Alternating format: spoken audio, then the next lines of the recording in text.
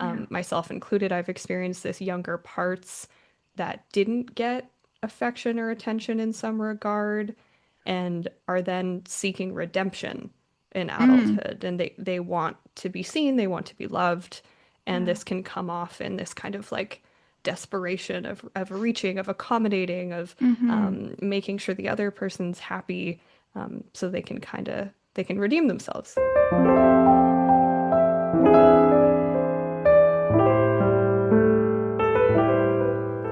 Welcome to Sensitive Stories. This episode is for educational purposes only and is not intended as a substitute for treatment with a mental health or medical professional. Let's dive All in. right. Hi, Kirsten. Welcome to the podcast. Hi, April. Thank you so much for having me. Of course. Yeah, I'm so excited to talk with you today and get to know more about your story. But before we start, I always like to ask this question if you could share a little bit more about when or how you realized that you're highly sensitive. Yeah, I love that. That I think traces back to probably my inception, but I didn't know it then. My mom actually has it's funny, I'll share this. My mom has a story of when she was pregnant with me and she went to see a healer of sorts and they felt that there was something going on there, something special.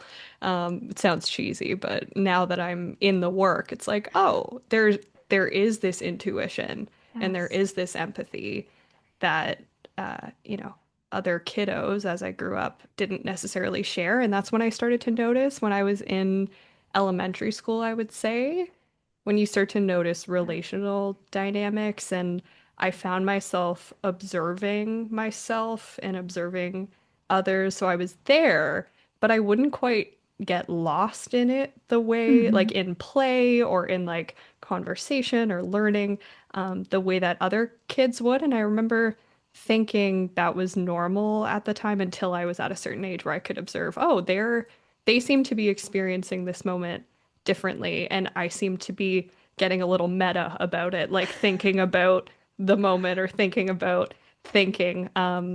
Yeah, there's we found a diary of mine when I think I was in the third grade where I was journaling and making charts on when my friends got into arguments because I wanted there to be just peace. So I was like tracking and psychoanalyzing. I don't remember doing this, but so there were signs. There were signs at an early age that I was thinking a little bit differently. Yes, I love that. You're right. It's like it's there from inception. And I haven't ever Hmm. heard anyone put it that way, but it's so true that we're born with this sensitivity, this awareness, that intuition and empathy. And also sounds like there was a little bit of a relational therapist budding from an early age, Totally, totally. I tracking the didn't know it patterns. then. Yeah, Isn't that exactly. interesting how it, and I hear that from a lot of people. There was this knowing that something's different about me. I think differently, I observe the world differently, I relate differently than other people. Yeah, with that kind of meta awareness or cognition and just being able to see all the nuances that other people miss. It's incredible to have that viewpoint as a young child, isn't it? Yeah. Yeah, I think at the Oh, time there was, I remember talking to my dad about it because he shares this. There at times was a sense of overwhelm. Like I would say, I wish I didn't yeah. observe so much. Like I wish I didn't take in so much and absorb other people's emotions and their Hmm. gestures and that kind of hypervigilance that can come with this. Yeah. And now I'm really grateful for it, and I think Hmm. it really shaped me into the therapist I am. Obviously into the person I am, the partner, the daughter, all those roles. Sure. But yeah, especially in therapy, for sure. Hmm.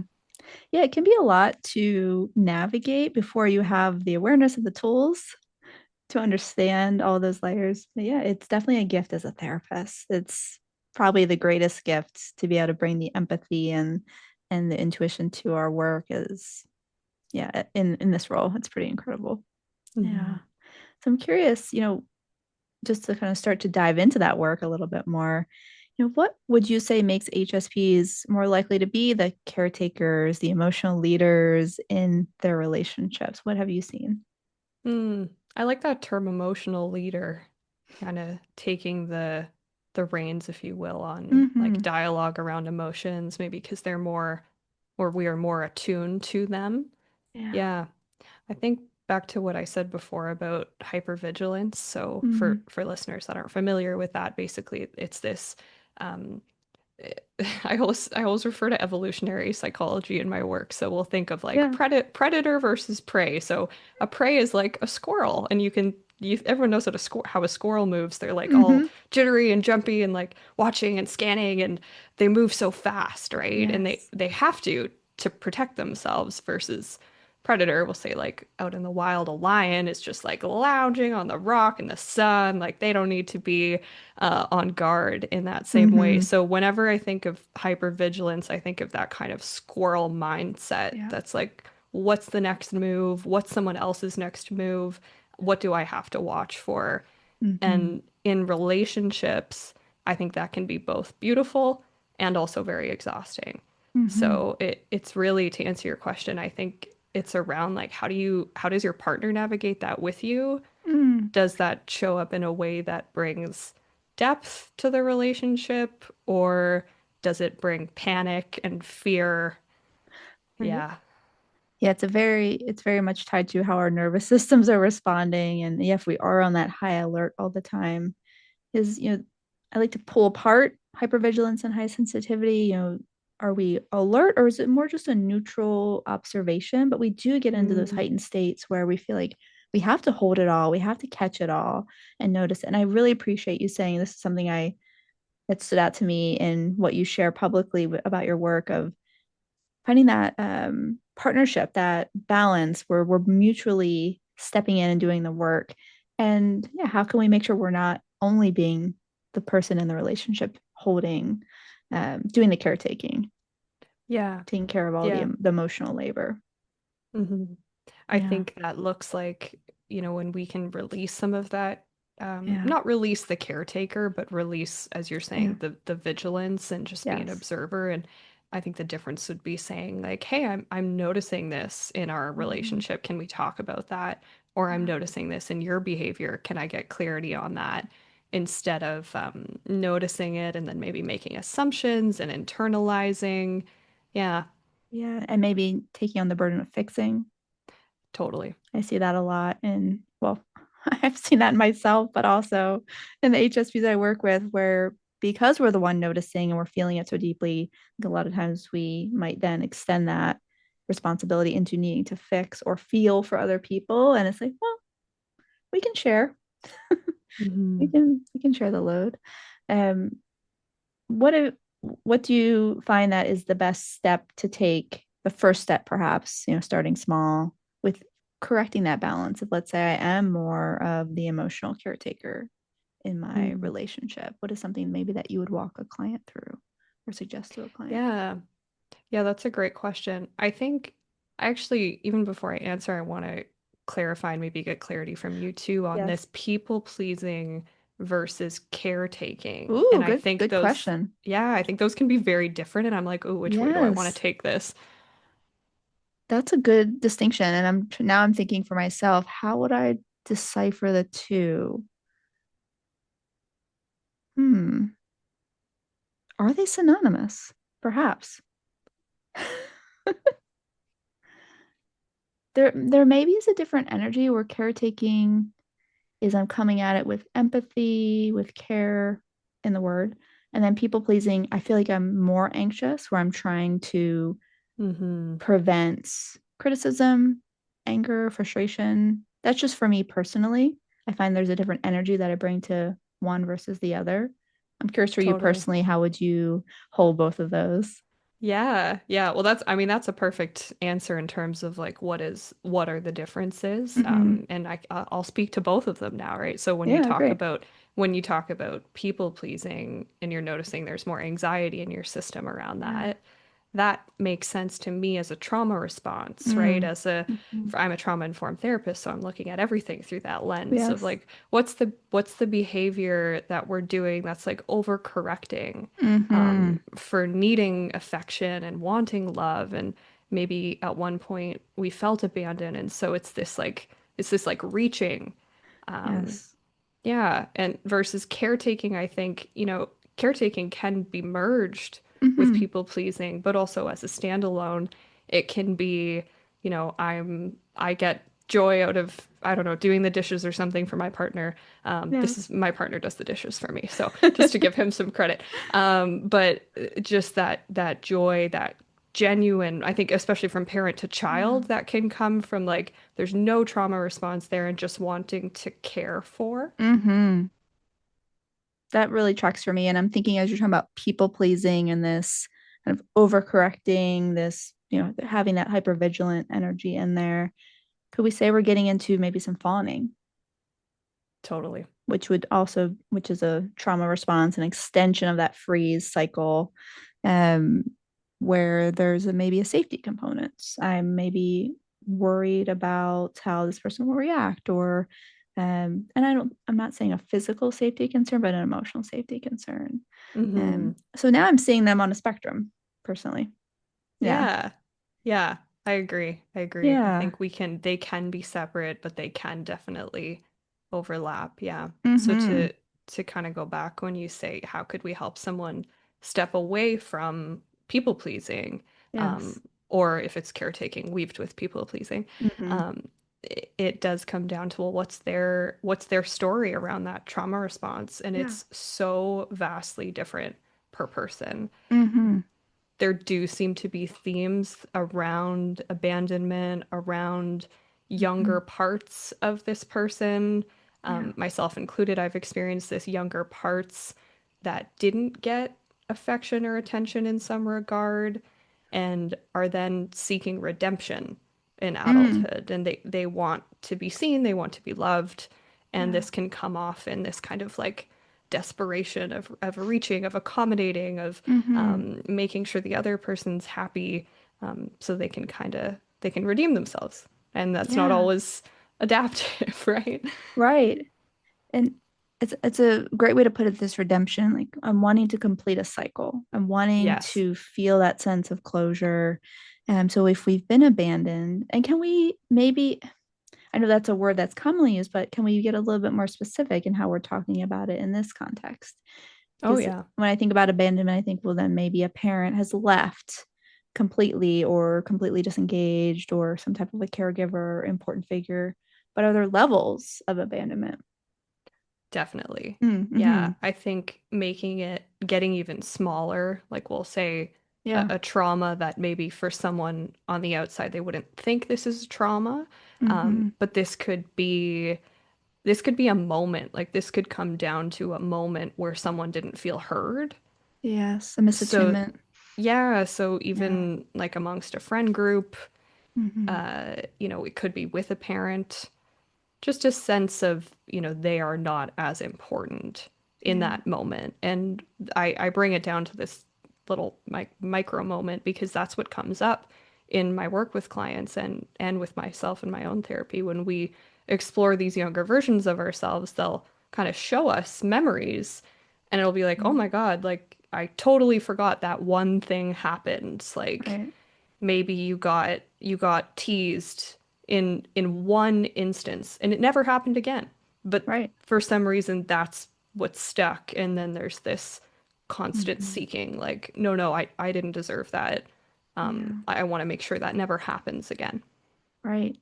And it leaves an imprint, whether we're conscious of it or not. And this is incredibly common with highly sensitive people because of our brains, how they work, and we're constantly bringing back those memories, and we're wired to prevent having the same mistakes or hurtful experiences twice. So we're especially vigilant to prevention and get stuck in people pleasing or caretaking to try to protect ourselves, to not feel that discomfort again. Hmm. Um, so yeah, abandonment is a big root of people pleasing, you're saying. Hmm. Yeah. Is there any other pieces around that? Any other roots that you commonly see, or do you feel like that's the primary one? Yeah, I would say that's probably one of the most common ones. Mm-hmm. Another root in people pleasing could be this sense of insecurity. Mm-hmm. And the insecurity doesn't have to come from abandonment. This could be insecurity around, say, like body image or insecurity around intelligence. Like it could be any type of personal insecurity. And then this desire to be liked because you might not like yourself. Right. Right. You're trying to. it sounds cliche a little bit, but to fill that space within, Absolutely. right? Yeah. Just to find some evidence that, okay, I'm okay. Yeah. Like if someone else likes me, then maybe I can like Right. me. Yeah. And that's a big source of esteem for sensitive people is our empathy of Mm-hmm. caretaking. Um, I see that all the time. I see it myself. It's like, okay, I've got to keep that in check. Especially as a therapist, I even more likely just to want to give and support. But just being mindful of, okay, what's at the root here? What's driving this need? Mm-hmm. Um, yeah, so we have to be really careful about that or Yeah. intentional about it. Yeah. I'm curious. I know you're the one interviewing me here, but I'm Yeah, curious yeah. what you notice in your work as the root to some of these patterns. Well, I think what you're saying is exactly what I'm seeing as well. It's usually some type of something relational, right? Where not feeling attuned to, not feeling seen in early relationships, whether with parents, caregivers, teachers, anyone who's influential, first relationships, where there's some wound that gets imprinted, and then we're trying to find that sense of enoughness later on. Those younger parts really do start to yell for to to feel seen and to feel those cycles completed. Um, Mm-hmm.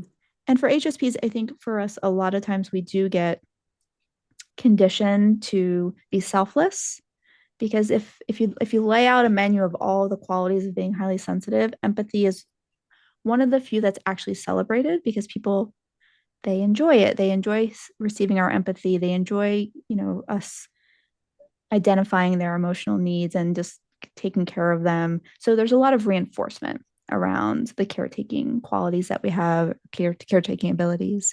Mm, Um, so true. and so it's just a way that we can feel okay about ourselves when we're getting a lot of other messages that say you have to change or that you're not enough. Mm-hmm. So we really drill down into that part of ourselves, and it creates an imbalance, right? So the other parts don't get attention, they don't get seen or airtime. And we think, oh, this is the one way that I can feel okay about myself is I'm going to take care of others. When Mm-hmm. really we need to take care of ourselves and be able to receive as well, which is why I appreciate you calling attention to that balance in Mm-hmm. relationships, and not just romantic but platonic as well. Yeah. It's so Yeah, important. absolutely. I think even in just relationship to ourself also, Mm-hmm. right? Like how do we speak Yes. to ourselves? Do we speak to ourselves? Are we super disconnected Mm-hmm. because we're prioritizing other Yeah. people? Yeah. And just to build on the abandonment thing, I was just Mm-hmm. reflecting as you were talking there that sometimes abandonment isn't neglect. Sometimes Mm-hmm. abandonment is abuse. And so an Hmm. abandonment wound can come from a parent abandoning their role as a parent or a friend abandoning their role as a friend Hmm. and being really aggressive. Mm-hmm. Yeah. Can you say I'm holding that and taking it in. So we have neglect and we have abuse. Hmm. So I'm thinking of that as I may not have neglected someone, but then I could still be causing harm. So I'm Absolutely. still Yeah. there. I'm sure a lot of us have experienced that at some level where the person is there, they're present, they're in our lives, but there's a different kind of abandonment, whether it's emotionally or some other misattunement. Yeah. Yeah, Mm-hmm. like bullying, emotional abuse, Mm-hmm. even to less extreme degrees. I know abuse is a, it's a heavy term to Mm-hmm. even turn the dial down a little bit. Yeah, just moments of unkindness that you received Right. from someone. Yeah. Right. And I know for people that are more attuned to what's happening in a relationship, and I know I see this a lot where on the surface, from someone else looks in at a relationship between an HSP and maybe a non-HSP or a parent who is not present, everything looks great on the surface. Like, oh, look, the Hmm. parent they're there, they're physically there, they're taking care of the child's needs, they're maybe even having heartfelt conversations, but it doesn't go deep enough, or the parent doesn't quite understand the HSP experience. And so there's almost an invisible abandonment that happens Hmm. that can leave that can create that need for deeper connections and being seen and feeling like, oh, am I enough? Yeah, It's very that's so subtle true. for us as HSPs. Hmm. Yeah, I This think is, subtlety is, oh, sorry, go ahead. yeah, go on. Sorry. I was just gonna say, so yeah, that subtlety, Mm-hmm. I think is such an important word when we're Mm-hmm. talking about highly sensitive. And when we're noticing those things, it's Mm-hmm. because we're attuned to those things. And yeah, I just think that's a really appropriate word for the whole experience. True. Yeah, that's true. And I appreciate while you were saying, no, it could just be, doesn't have to be like complete abandonment. There are levels, there are layers there, just Hmm. to be able to validate your experience through the listener's experience. Hmm. Yeah. Yeah. So if we have been abandoned or we've experienced these moments of misattunement or disconnection, we then may not be able to recognize, let alone honor our own needs. So, what steps can we take then to stop doing that, to start putting our needs first, to not abandon ourselves um, in service of keeping others comfortable? Hmm. Yeah, it's such a good question. I think, well, two things come to mind. Mm-hmm. One, I'm biased, but trauma-informed therapy Yeah. can make a huge difference in just starting to get familiar and noticing the parts Yeah. of ourselves that are, yeah, not attuned to us. They might be attuned to other people, but likely from a place of anxiety and fear.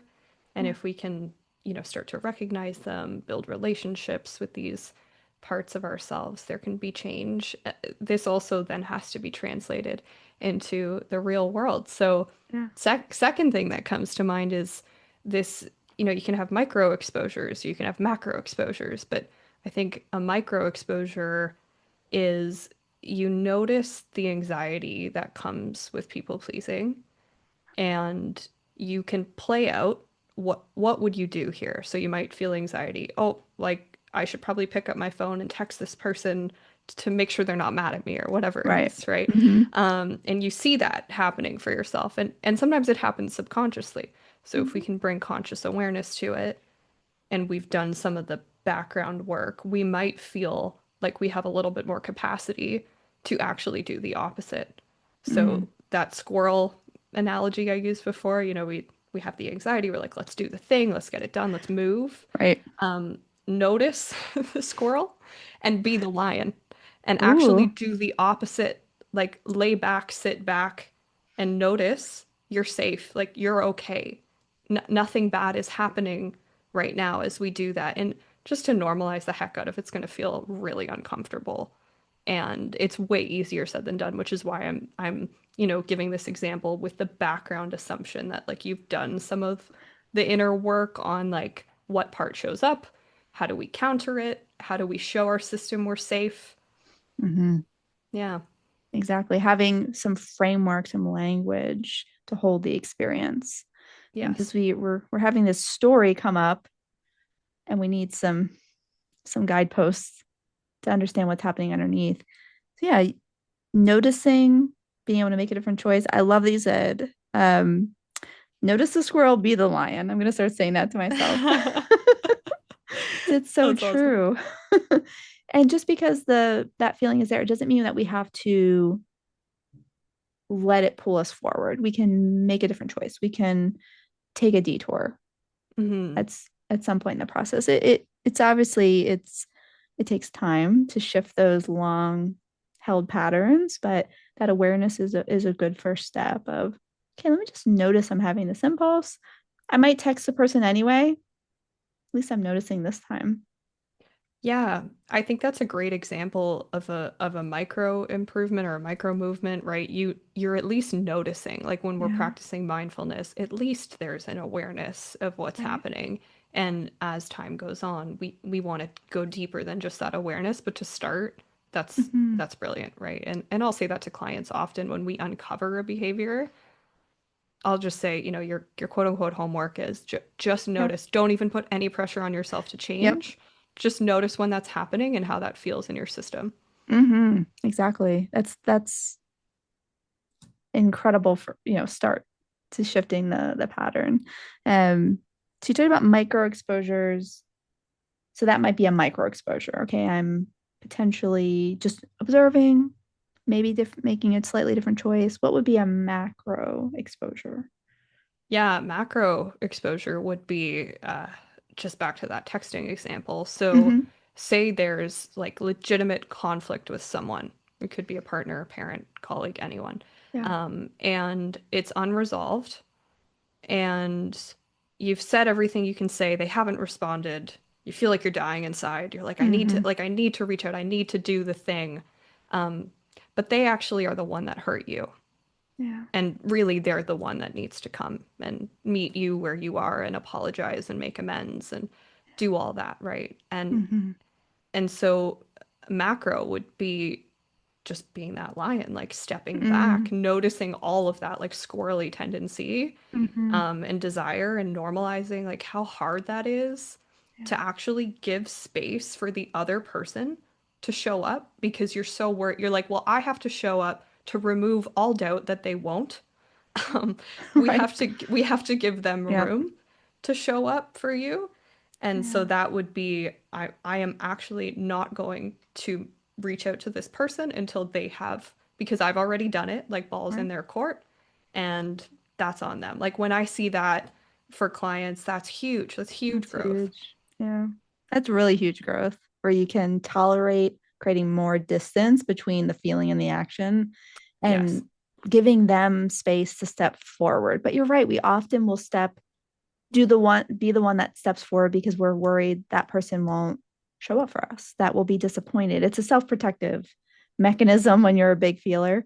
Mm-hmm. Um, but also then it prevents the other person from meeting you halfway, Exactly. or at least knowing if they will or they won't. Yeah. Mm-hmm. Okay. So that's but reminding us that it takes time. We don't go from A to Z. We first maybe notice and do the same thing. And then slowly over time, with those resources holding us up, having your therapist bolstering you from beyond that, then you can get there safely. Because there's a lot of nervous system, relational work that needs to happen Yeah, behind the scenes. Yeah. exactly. Mm-hmm. Exactly. I'll just speak more as well to what can lead to a greater sense of Right. safety when Yeah. we're leaning away from the people pleasing and we're Mm-hmm. actually doing the opposite action than what we're Mm-hmm. used to be doing is in therapy or, in your own inner work, developing a relationship with yourself. Yeah. And when you can do that, what you're learning is that you are that secure person for this part of you that feels anxious. Like you are that reliable adult that this part, is looking for. Just to add as well, I'm noticing that I'm using a lot of language around parts within our system. And I just want to pause to maybe name and explain that I'm actually currently taking a training in an intervention called internal family systems. Mm. And IFS shows us how we have this system, this family of parts within us. I often reference the movie Inside Out. If Ah, anyone yes. has seen that, right? Like with the little creatures in their brain, we have like hundreds and thousands and like innumerable amounts. It oversimplifies it, of course, but it's a good reference for like Yep. there are parts of us that are working so hard to keep us safe, and they're usually younger, like they're younger versions of us that have come online, and they are so well intentioned and often cause quite a bit of destruction. Yes. And so when we're tuning into these parts of us, and when I'm using that language, that's what I'm referring to. Like there's Mm. a part of you that feels anxious. You as an entire being are not anxious. There's a part of you, and that's a very real sensation. So it can help Mm-hmm. like take us out of that as well and not pathologize like I am an anxious person. It's like, no, there's a part of me that's feeling really anxious and it has a really good reason. Yeah, it's a really helpful framework to understanding that, yeah, I'm not inherently anxious. It's just there's this one experience or this one layer of me that is. So then I can support the other parts can support that anxious part. Um, and so let's say if we go back to the example of maybe I'm communicating with a parent and there's a part of me that's feeling anxious to step in and do the caretaking work. How can we then access other parts that could come in as a support layer? Mm, If you could speak to that. yeah, that's a great question. The parts that are working so hard to protect us are the ones that are usually going to um, rock the boat, but like I said, by accident. Mm-hmm. So we'll say the anxious part, that's a protective part. That's like, how do I just, like we've said before, how do I remove all doubt that this person's gonna ignore me? I'm gonna be the one to initiate and try and resolve. Um, there might be other there there will be other protectors around that. Really what we want to do is work with what's called self energy. Mm-hmm. And self energy is in IFS they use this metaphor. Self energy is the sun, it's you, you're Mm-hmm. born with it, it's inherent. It's you without all the clouds, and the parts Right. are kind of viewed as these clouds. And again, they're not there's no bad parts. None of them are malicious, but they sometimes get in the way of that sun, which is just you. Yeah. So it's accessing self energy by tuning into these cloudy parts Mm. and giving them some more clarity. So it's a great question because other parts will come up when you focus on one. So you focus on the anxious part, 9 out of 10 times there's a judgment part right there being Yeah. like, you're stupid. Why are you feeling so anxious? Right. Right? Why are you doing this again? Yes, Yep. exactly. So Yep. it's working with them to help everyone part, Mm-hmm. and Yes. your natural like light to shine through. But yeah, that's kind of the dynamic there. Yeah, it's a helpful metaphor, isn't it? To see, like, okay, it's very relatable. There's these clouds coming in that are maybe they have old stories or running old scripts. You think we have to keep doing the same things. Like, no, we can maybe let them pass, or we can, resource within in ourselves to work with them. I don't know, it feels very hopeful to know, like, oh, I could support myself, Yeah, right? exactly. And I don't have to be 100% in the anxiety or whatever the feeling is that feels insurmountable. Like, oh yeah, Hmm. okay, I can lift myself up. Hmm. Yeah, I it's such a think the hope helpful such a helpful resource.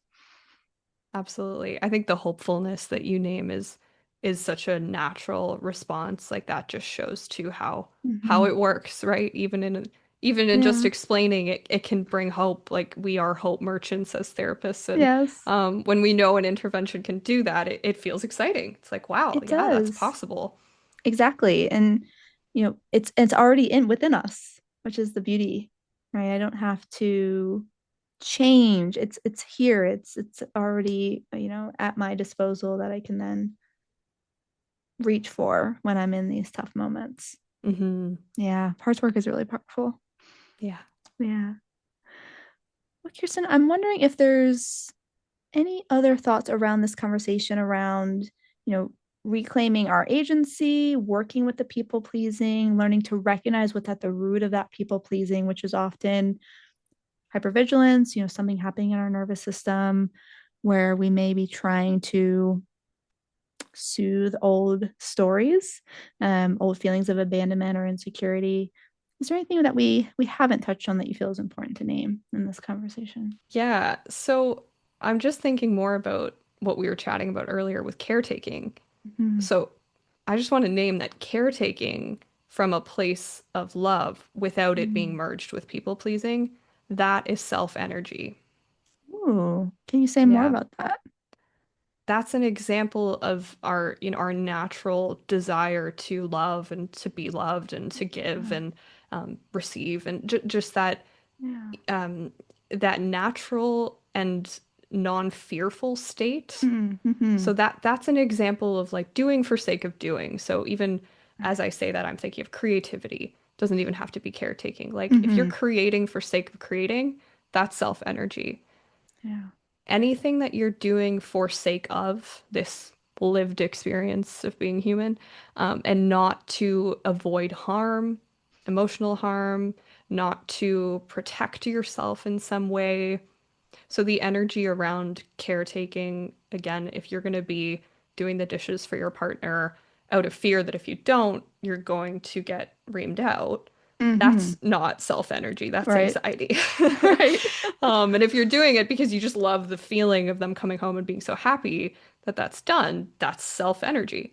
And Yeah. so we want to just maximize the amount of time we spend in self energy. Mm-hmm. That makes sense. And you're speaking exactly to what I was feeling, but having a hard time communicating of, caretaking, it feels more, what's the word? More open, more neutral, more, alive. Whereas people pleasing, there's a squirrel in there.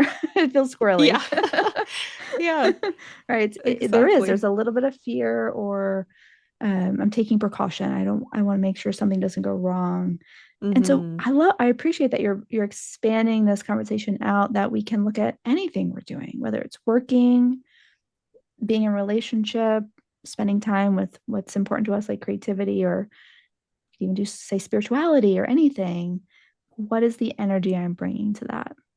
That's a Hmm. great checkpoint to look at. Thank you for that.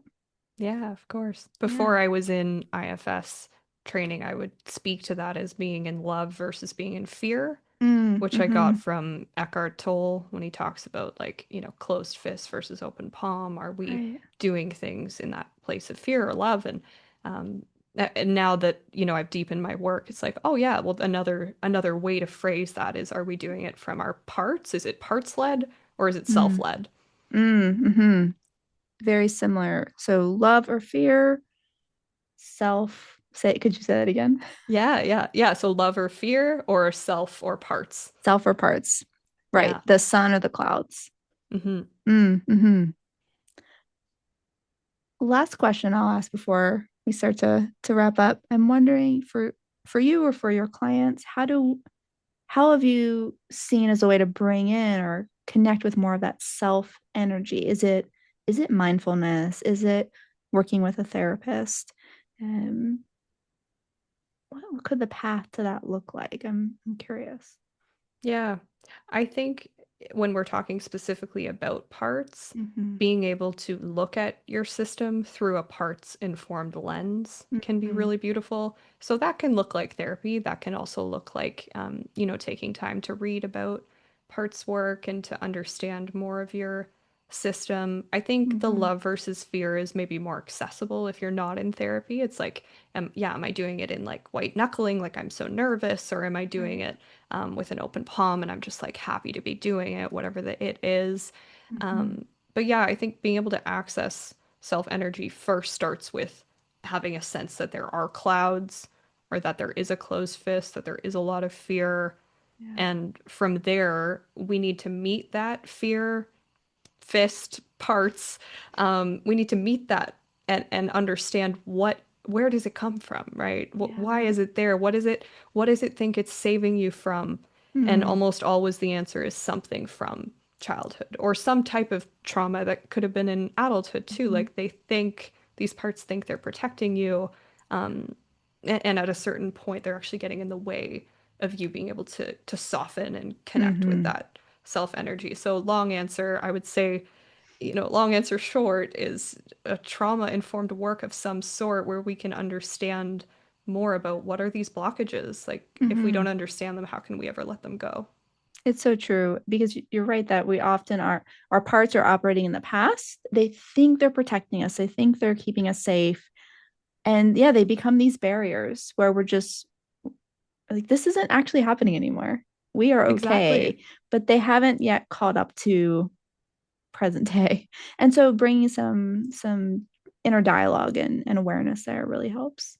Yeah. Yeah. Yeah. You named mindfulness, so I'll just name that as Yeah. well. I think parts work is all mindfulness. So It it's is, it isn't it? it is yeah, it's Mm-hmm. completely tied together.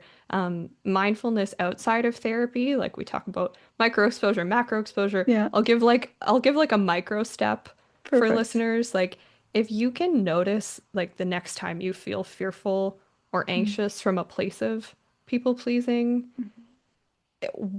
to pause and feel that in your system. Notice like where is that anxiety in my body? Mm-hmm. Do I feel like a tightness in my chest? Are my palms sweaty? Am I Yeah. feeling like I'm shaking? Am I Mm-hmm. having trouble breathing right now? Is it just like a tenseness? So just getting attuned to the somatic piece there, Mm-hmm. that's a really good first step because what we're doing is we're training our mind to notice Yeah. when that part of us comes online. Yeah. We can kind of take the reins a little bit more then. Yeah.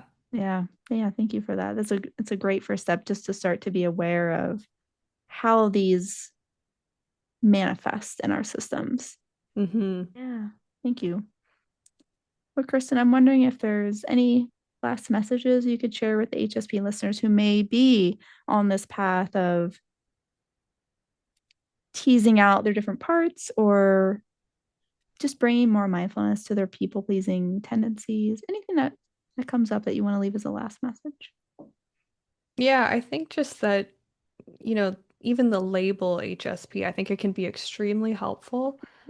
And that we are not doomed to our genes, we're That's not right. doomed to our biology, and we can transcend whatever we came into this world with and whatever we've experienced. And so just to go back to that hope merchanting that, we say it or I say it because I know it's true.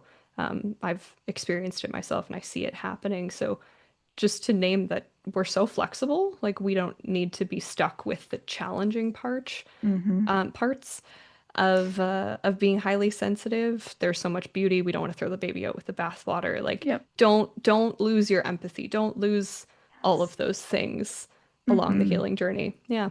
Yeah, I appreciate that because you're right there. We can get kind of pigeonholed and thinking like this is just a difficult experience of being more sensitive, and there are so many incredibly beautiful, inspiring, happy moments. And we're lucky we get to experience them more deeply than most. So I always like to remind folks to hold on to that. And it creates resilience when we can find the glimmers, the hope, the joy, and we get to see it at a subtle level. So it can be quite a gift. So thank you for that Yeah, reminder. Yeah. absolutely.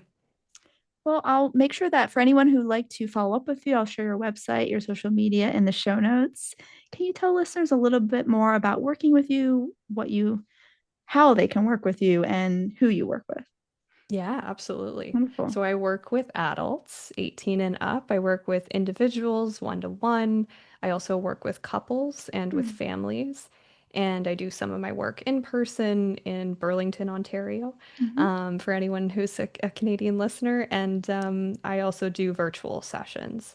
And And yeah, I think, probably from listening to me speak with you today, listeners have a sense of what it would be like to sit with me. And I am very serious about healing, but I'm also playful. And I think it's important to have both and to bring Hmm. some levity to the darkness as we work with Yes. parts and get to know ourselves more. Yeah, it's so important to bring all of those pieces to the table and just have a layered experience. There can be hard parts, but there's also joy and hope in the work. So thank you for that.